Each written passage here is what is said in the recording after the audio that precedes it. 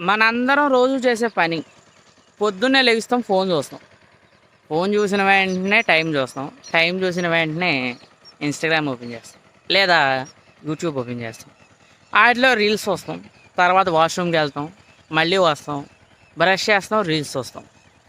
సరే మాలాగా పొద్దున్నే చెరువు కాడికి వచ్చేవాళ్ళు ఉంటే వచ్చి చెరువు కాడ కొంగలు తోలుకుంటూ ఉంటారు. తర్వాత మళ్ళీ చేసే పని యాజ్ యూజువల్ రీల్స్ వస్తాం, వీడియోస్ వస్తాం.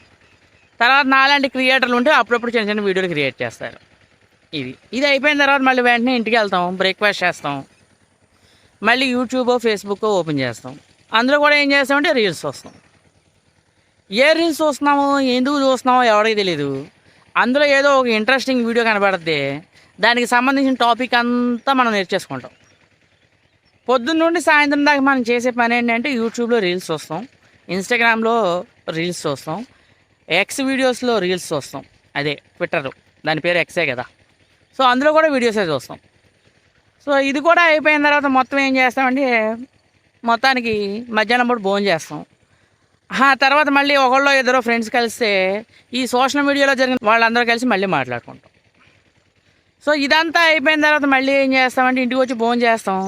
తర్వాత మళ్ళీ రీల్స్ వస్తాం, తింటాం, రీల్స్ వస్తాం, పడుకోవడం, రీల్స్ వస్తాం, లెగుస్తాం, రీల్స్ వస్తాం.